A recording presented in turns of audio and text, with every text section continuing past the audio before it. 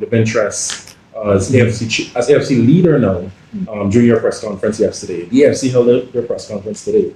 Mr. Hughes is still holding out that he could separate himself from being party leader and then having his legal interest. How exactly does that work? Well, first of all,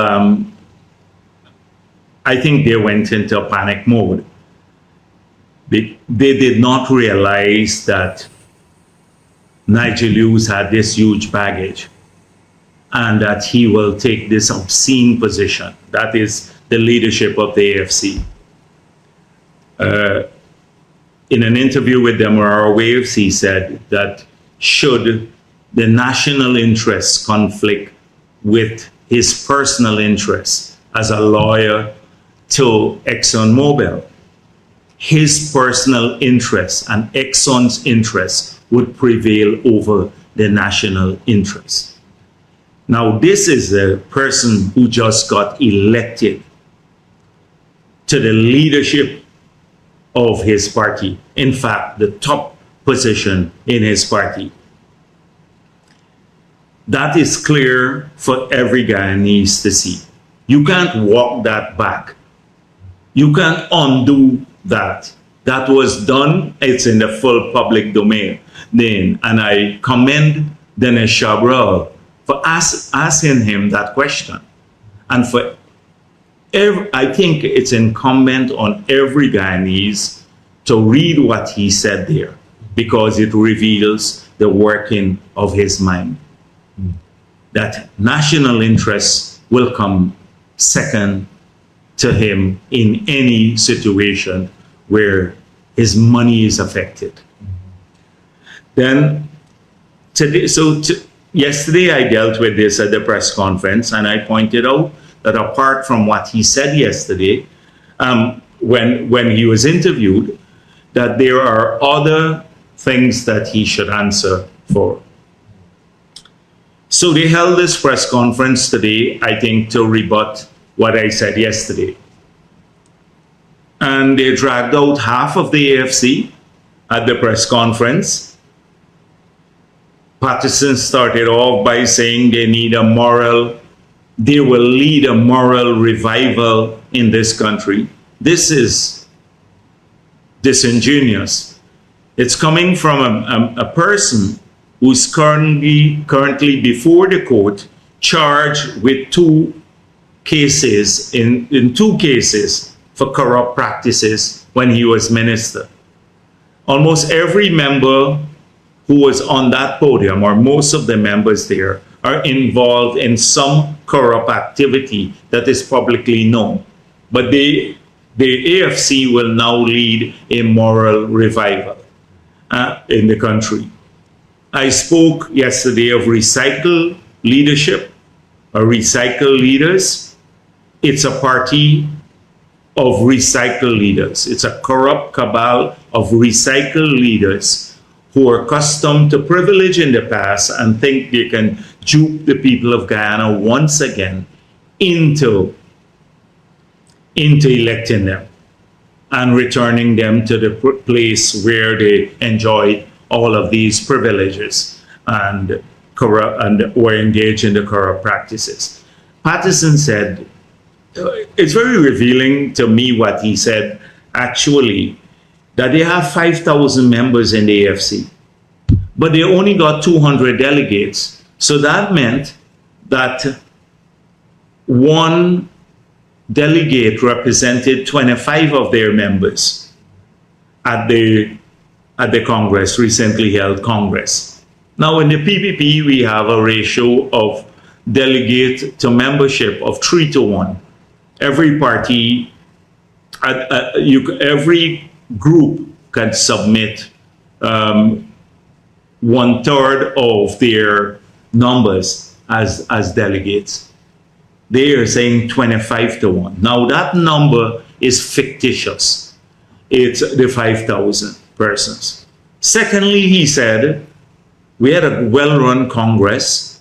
It was a great Congress, huge turnout, packed house, and that our delegates could not all make it to Georgetown because the PPP is responsible for the bad road from Let Them In, But those delegates who made it to Letem, they voted by phone.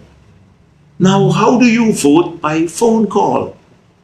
I thought that the secrecy of the vote in an election is an inviolable principle of all elections. So how do you vote by phone? This is a new, and I wonder how they counted those votes by phone, and who did they call? Did they call Christopher Ram? Did they call Patterson?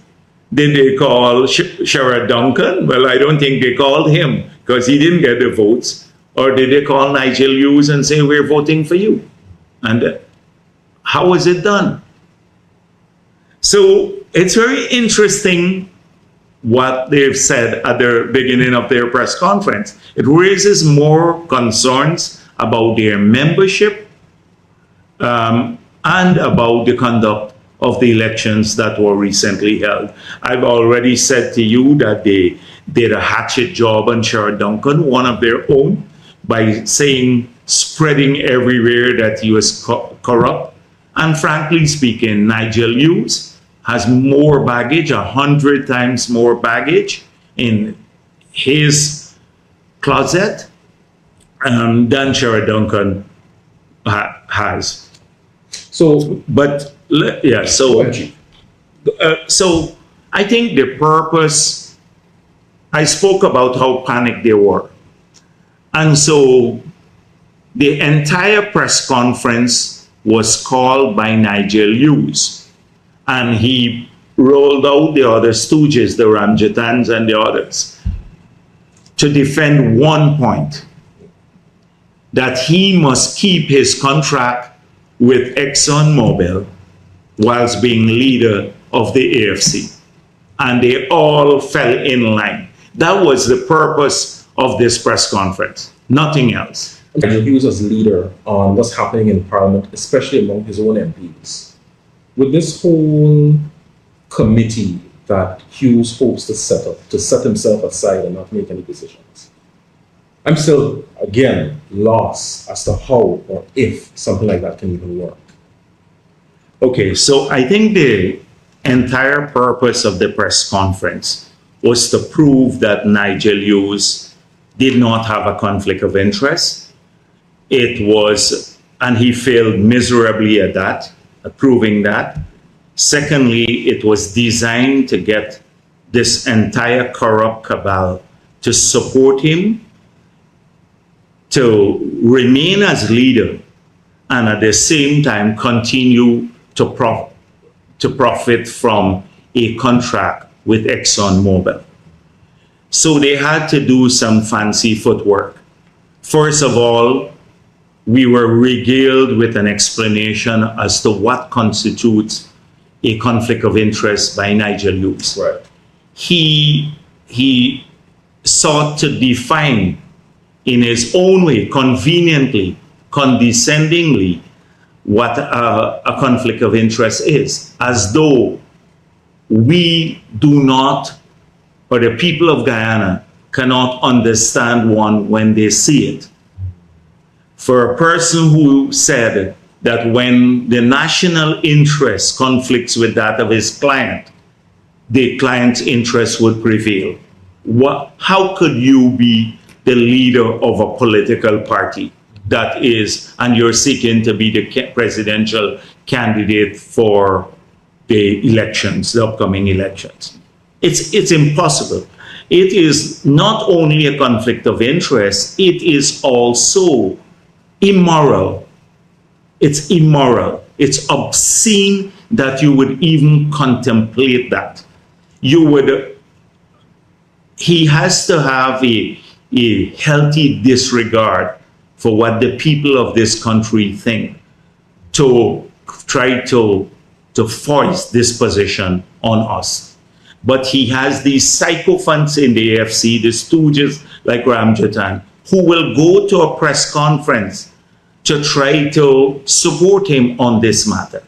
So a conflict of interest does exist. not only because he's a politically exposed person, which he was in the past because of his wife being a member of parliament, but now he has moved from an ordinary member of the AFC, or maybe not even a card-bearing member of the AFC, to the leadership of that party, where he has to play a role in determining the party's position in relation to oil and gas.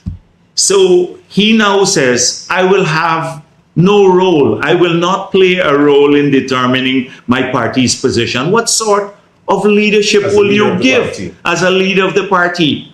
So he tries to comes today to say, oh, I will set up a committee with Vincent Adams and Patterson, two recycled persons from the sector. It was Vincent Adams who signed the environmental permit for Laser One, and Patterson, who knows very little about the sector. The only claim to fame for Patterson in the sector was when they tried to move the pipeline's location conveniently to an area where some private people had acquired land.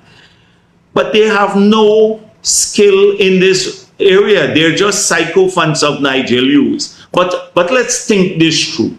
So you have this committee, and they come up with some policy advice. They give it to the leader. So I can, as leader of the party now, I will not speak publicly about the advice that my committee, my party gives me, because it conflicts with the interest of that of my client. So I will not advocate it. So I'm abdicating my responsibility as leader of the party. Secondly, his party is represented in the National Assembly. Yes. So he says, I can only influence government policy when I'm president, and therefore I'll resign when I'm president. But he is in a position to influence the government policy through the National Assembly. There are three branches of the government: the judicial arm of the government, the executive arm, and of the state, and the legislature.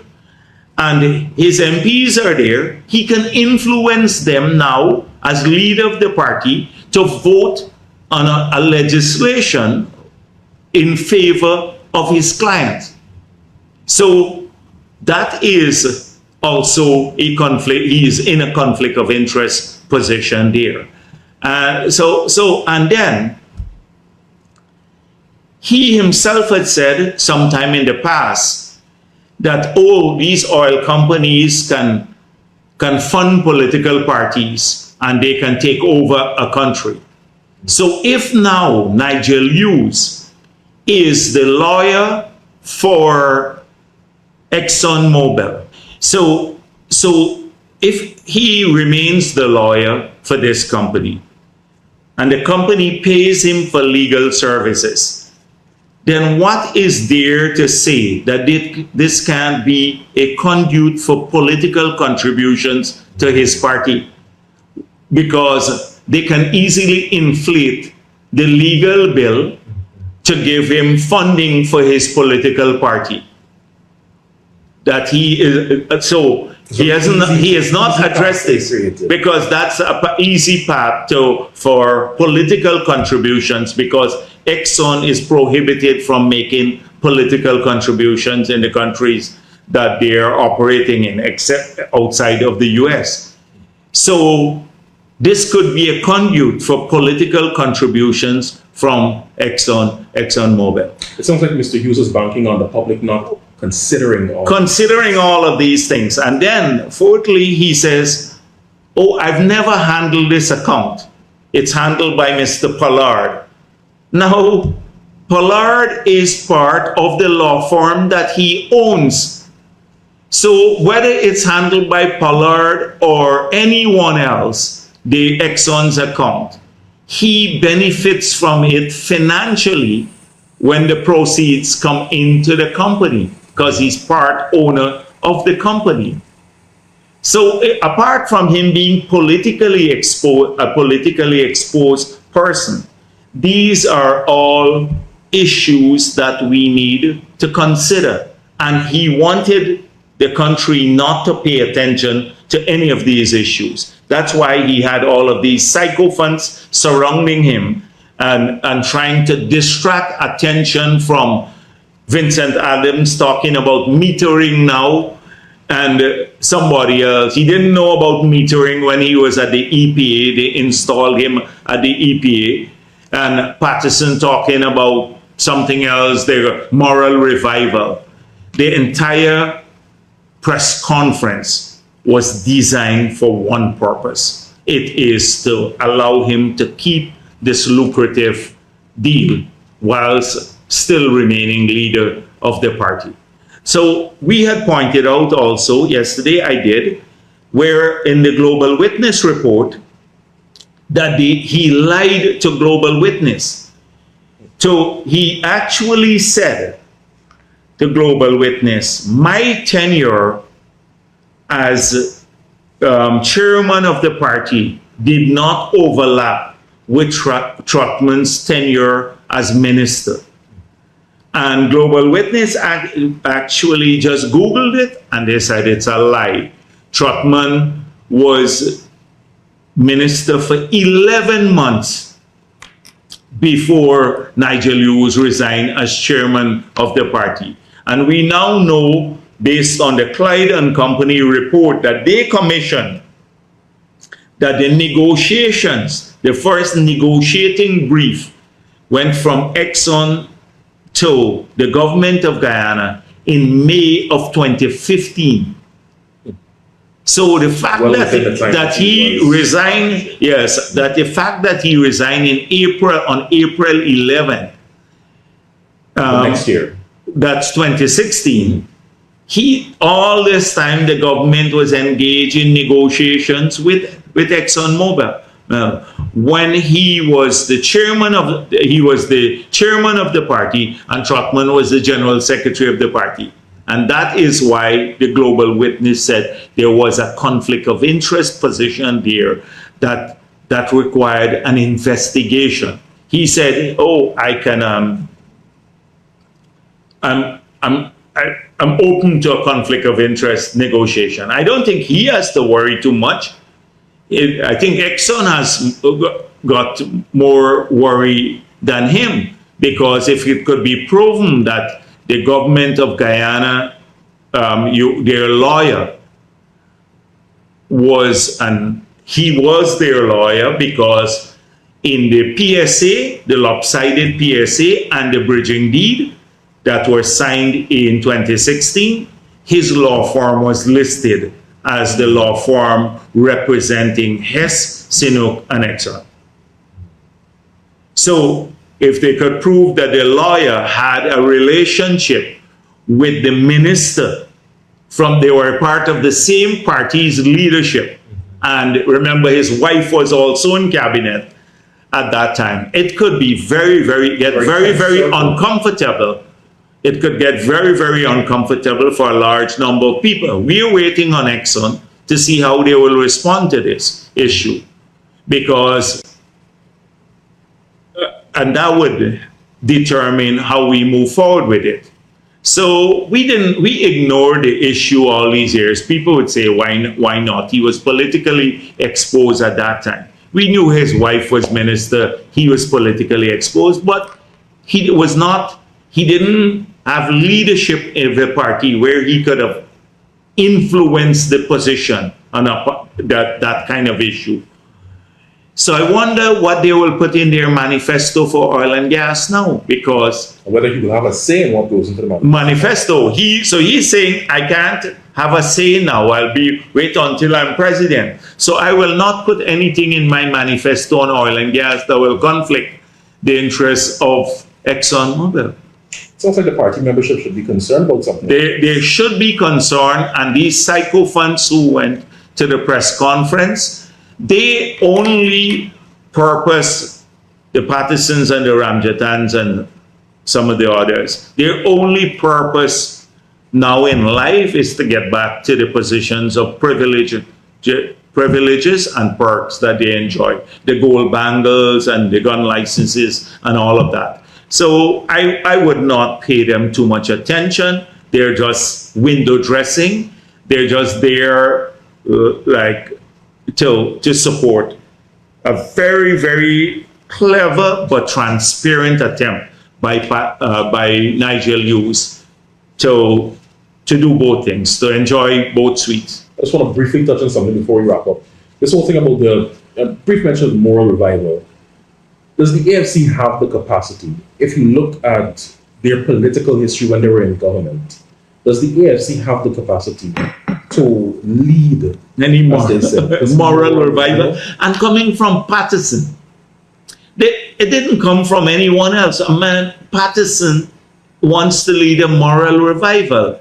A man who we saw cussing up people, urinating on their fence, and then urinating on their fence, and then when the people protested, actually give them a good cuss down. Then a person who has 2 corruption charges against him in the court now, a person who lied to the nation by saying he did not accept any gift from government agencies of gold bands because he didn't wear gold bands, and then everybody saw the picture of him wearing the gold band. He wants to lead a moral revival. And then there was this Mr. Hughes and the Video Mega production company. And Cathy Hughes with Video Mega and all of that. Now, we saw before, you recall, so Cathy Hughes saying, if you Google now, you would go and see her saying to the media when asked, I think it was the Starbuck News, I have no relationship with Video Mega any longer. This was in 2016. The same position her husband is taking now. Oh, I will have that's my company, I'm separating myself from it, and I have no executive role in the company. Exact same thing her husband is saying now. Then what happened?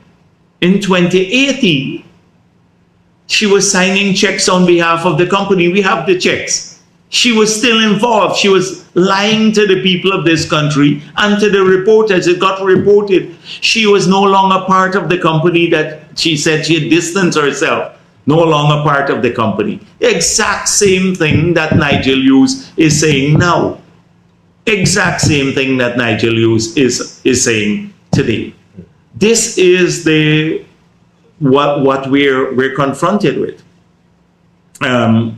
A party that is duplicitous, a party that Nigel Hughes himself presents himself as above board. When I spoke about the baggage that he has in the past, so he said, oh, I want them to investigate Jagdeo and Sue. Well, I think I was vindicated in that issue. A person came into my home in an unguarded moment with somebody I considered a friend and tried to bribe me, and they did not succeed. I wonder if that you had an AFC person there. They caught them on camera collecting a bribe. That was their purpose. That was the purpose of the Vice News entire presence in Guyana. It was called a sting, to find someone taking money for government policy, and they did not find that. So I think I came out vindicated. I have a court case now. But what about Nigel Hughes? Nigel Hughes removed evidence from the gas station when Brian Hamilton was killed by the bandits there. He took away the tape. Nigel Hughes, there was a call by, I think, Stabrook News and everyone else to have him being investigated. I saw a story in Stabrook News, but many have called for him to be investigated. When he was defending two of the persons who were part of the massacre of people at Lusignan, babies and everyone else. He was their defense lawyer. And the foreman of the jury was his client for 6 years, and he did not disclose it to the court. And the court asked if, at the beginning, when they were selecting the jury, if there was any relationship. That's called jury tampering. And his client walked free, didn't disclose it. What kind of character is this? What sort of person? So they tried to present him as a new face and an erudite face. This was the guy who didn't understand that 33 is the majority of 65 until the CCJ wiped the floor with him in their decision. They wiped the floor with him and said, what kind of wherever in the world would someone come up with this stupidity? This is the person, and he's not new. He's not a new face. I was going to mention that. He is recycled. He was chairman of that party twice. In 2013, he resigned. 2016 as chairman of the party. Since when he is new leadership? So you don't think he has that? No intellectual capacity to deal with policy. He thinks that policy in the oil and gas is setting up a committee. At the end of the day, you have to have a number of people, policymakers, who make the call on where the committee goes. It's always like that when you get elected. Whether the technical people don't make the final call on legislation. That's why the laws have to go to Parliament and be approved by parliamentarians, politicians, elected politicians. They have to have positions. Whether it's an environmental law, it's a petroleum bill, the expanded petroleum bill, it's a local content law in the NRF, it ultimately has to go to the National Assembly. ExxonMobil would be happy to deal with a technical staff that they can bully. They can't bully me. They can't bully me. Gramderton said I'm a bully, right? But Exxon can't bully me. But they can compromise them. They can fetch them off to Texas and fet them, as the Global Witness report said, or write a cabinet memo for the government of Guyana to approve the PSA in 2016. Exxon wrote that cabinet memo. You think that would ever happen in a PPP government? It would ever happen? It would be so obscene, and that's what they defend, as though they're strong on these issues. So it is a major, major thing. I think Sherrod Duncan should look at these call-in voting that Patterson spoke about, voting by telephone.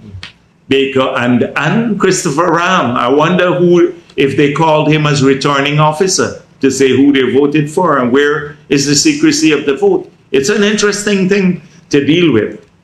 Patterson just opens his mouth, and I think he put them in more trouble. So what happens now? Nothing. They would continue to dig in where Nigel Hughes' money is concerned. He will give up national interest. That's the morale of the whole story. The morale of the story, this guy is fighting tooth and nail to keep his lucrative deal with Exxon, whilst being in the leader of the AFC, in a position to influence members of parliament how to vote, and in a position where he could influence policy of his party and everything else. And it is a clear case of conflict of interest. Thank you very much. Thank you. Thank you.